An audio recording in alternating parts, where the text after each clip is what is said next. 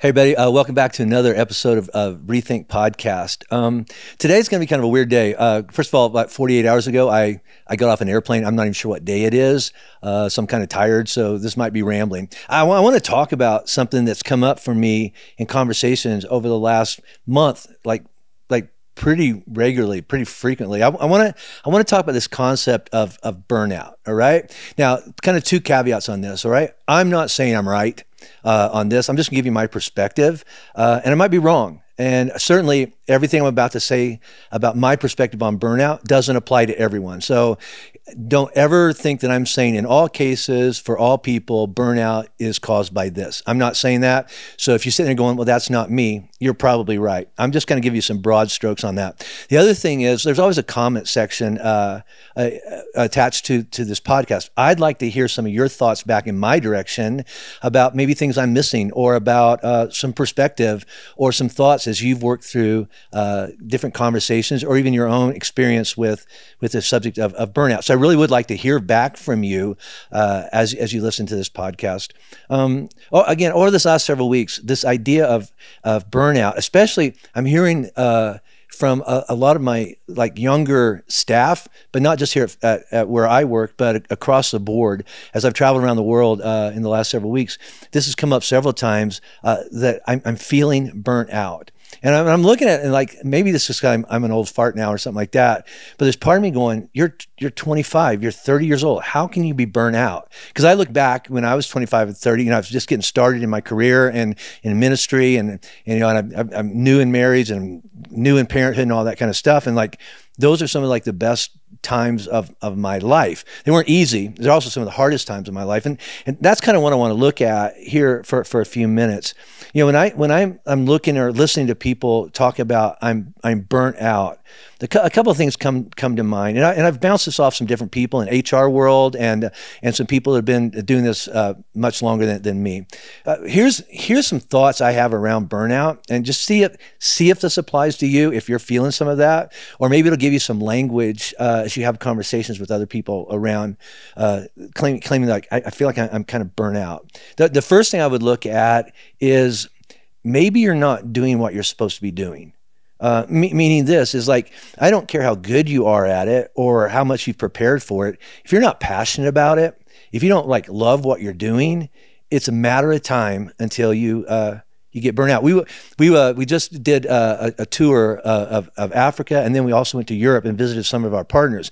While we were in Scotland, we got a chance to drive up to St. Andrews, which is a famous college, university, but also famous golf course there, if you like golf. I don't like golf because I'm a Christian, but that's just me. Anyway, don't put that in the comments. Right there along the golf course is this beach, and that's where the movie Chariots of Fire was filmed. And Chariots of Fire is a movie back from the 80s about Eric Liddell, who was an Olympic runner for England. And when the Olympics came about, his time trial was on a Sunday. And as a son of a missionary, he believed that the Sunday was a Sabbath, and he refused to run. But probably the most famous line in that movie is when they're interviewing him about being a runner, and how can he not just separate his beliefs about God from his running. And his response was this: when I run, I feel God's pleasure. All right, when I do this, I'm doing what God created me to do. And there has to be some element of that, of whatever your career is, there has to be some element of this is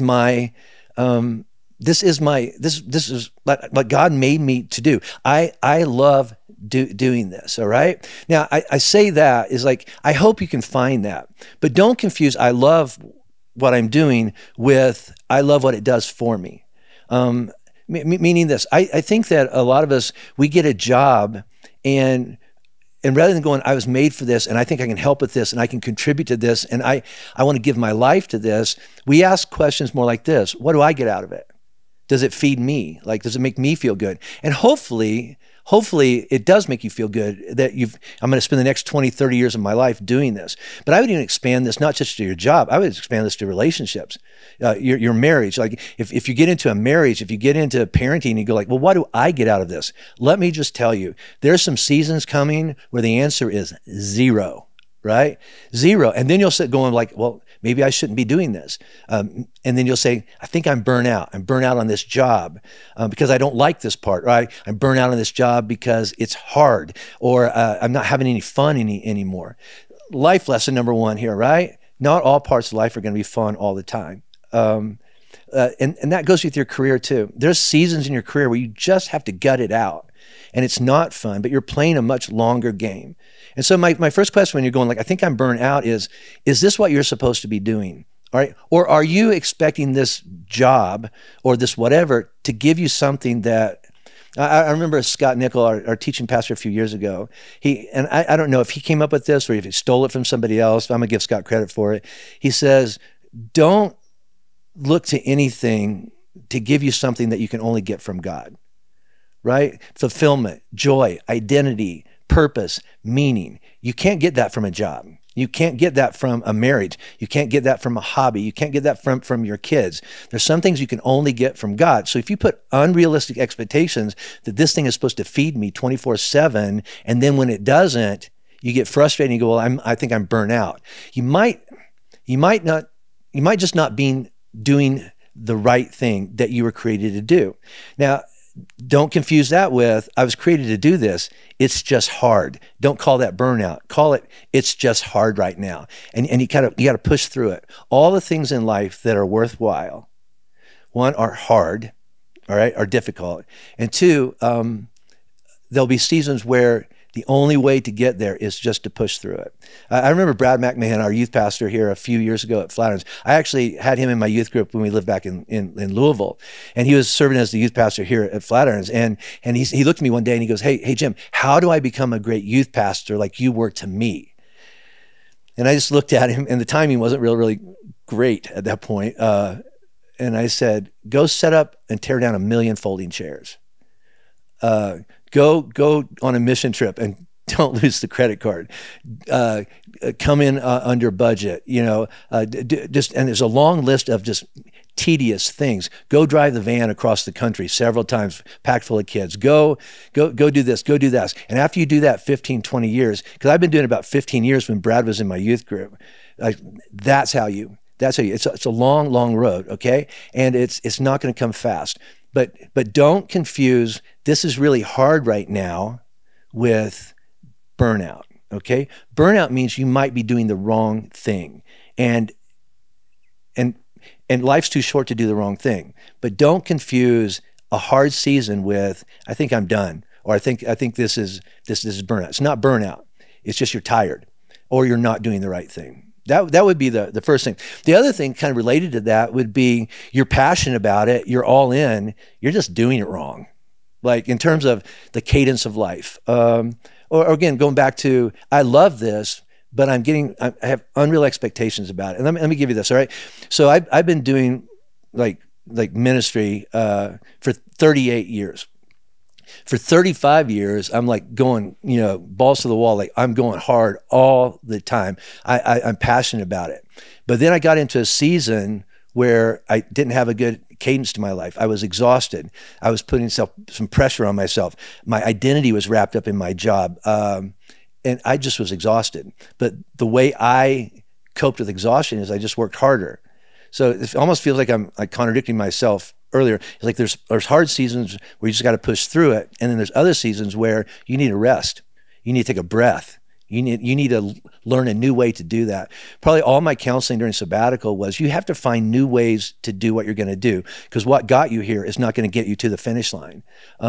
Like Harv, my counselor, said things like, slow is fast. And for me, fast is fast. I just want to make 90-degree turns and hope everybody can hold on. I want to go fast all the time. I want to grow. I want to move. I want to do all these things. And the problem is that I go fast and then I have to stop and go back and pick up all the bodies that I ran over. And that actually takes more time going back and cleaning up messes because I wasn't doing it right. So I look at that and go, am I burnt out? No, I'm just really tired.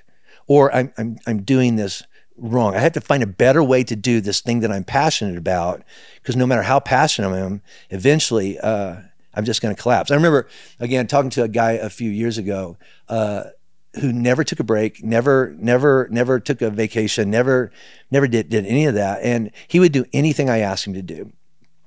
And finally, I had to look at him and I say, buddy, you got to slow down. He goes, there's so much to do. There's so much to do. And I said, hey, I learned this when I ran one marathon in my whole life, and I'll never run another one. All right. It's checked. I'm not going to do that again. And I looked at him and I said, hey, Randy, listen, you're running a marathon here. And then tomorrow you're going to run another marathon. And then you're going to run another marathon over and over, because this is just the job that we do. It's just like one more race. It's one more race. It's one more race. Eventually, you're going to have to quit, not because you don't want to run another race, it's because you can't, because your legs are just tired. You just fall down. That's what I learned running the marathon. Whether you're thirsty or not, you got to stop at the water table and take a drink. You say, well, I'm not thirsty. It's still early in the race, right? By the time you're thirsty, you're dehydrated, and then your body's shutting down. So as I'm talking about burnout, I'd say probably the first two are you doing what you were supposed to be doing? Because some of you are in jobs maybe that it's like, I don't like this. It's not too hard. It's not too easy. I don't like doing this, but I got into this for some wrong reasons. So if you're feeling burnout around your job or your career or something like that, take a look at it. Do you feel God's pleasure when you do this? Do you feel like this is what you were created to do? And if the answer is yes, but I'm still burnt out, then how are you doing it? Is there a pace? Is there a cadence to it? Is there rest? Is there margin built into your life? And I know the season's going. I got kids at home. I got a mortgage. I got a boss who's demanding me all that.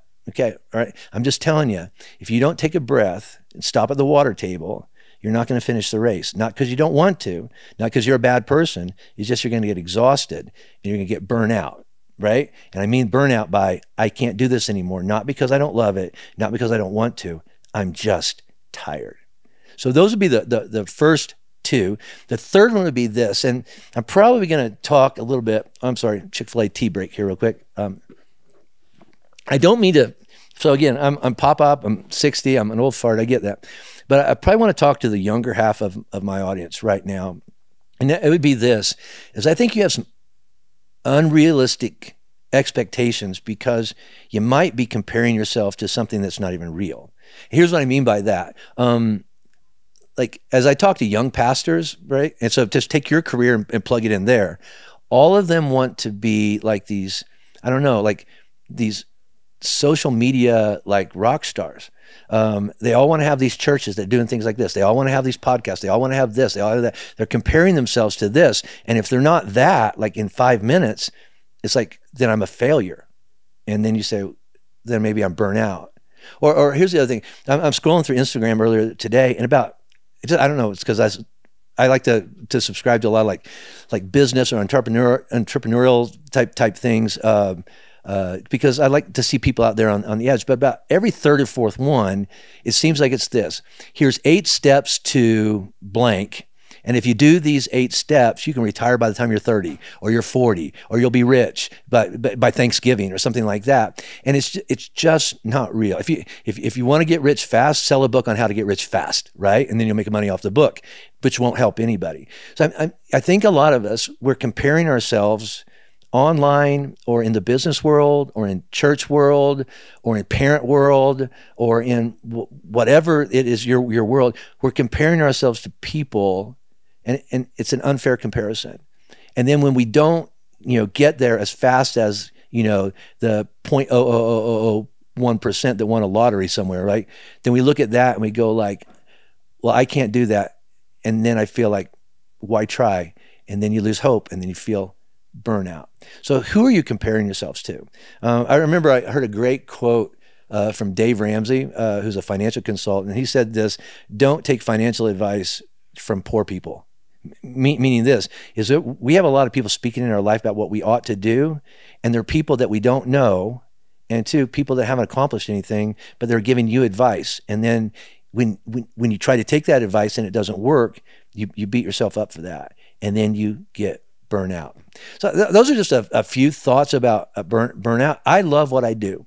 I've loved it from the day I started back in 1984, and I started in youth ministry, and then I got into creative arts, and then I got into teaching, I got into preaching.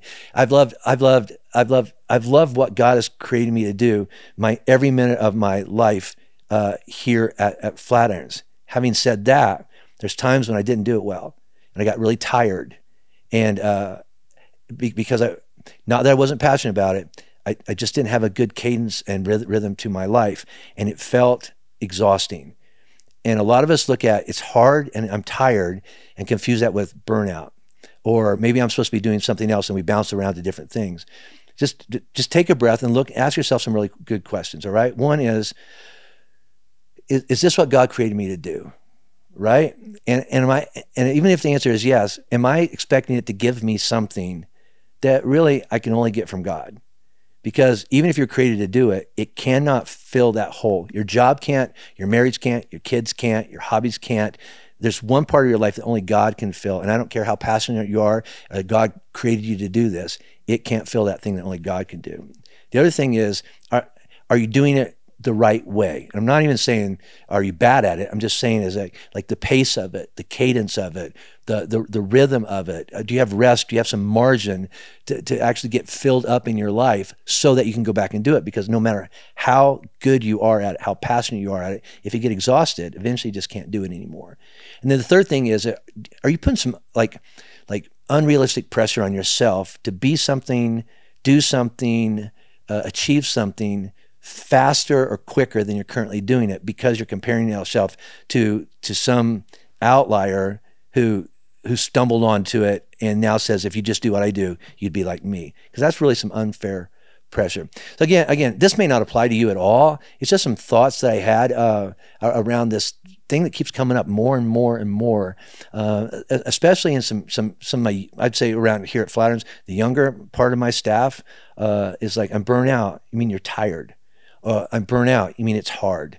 You burn out. You mean maybe, but maybe you're just trying to make something work that you actually like might want to do this instead.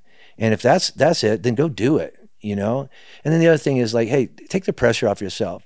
Don't take like spiritual advice or financial advice or even direction for your life advice from social media, because they don't know you, and they don't know your story, and they don't know how you're wired, but God does. And that's why we have to keep coming back to God. What did you create me to do? How do you want me to do it? And am I doing it the way you want me to do? And just see like if that answers any of your questions around this big thing around burnout. Again, I'd love to hear some feedback around this, even if it's negative, going, Jim, you're full of crap. You don't know what you're talking about. That's very, very, very possible. But I want to learn from you too. So give me your thoughts around this idea of burnout, how you worked through it maybe, or what God taught you through that season of your life. Okay? Thanks.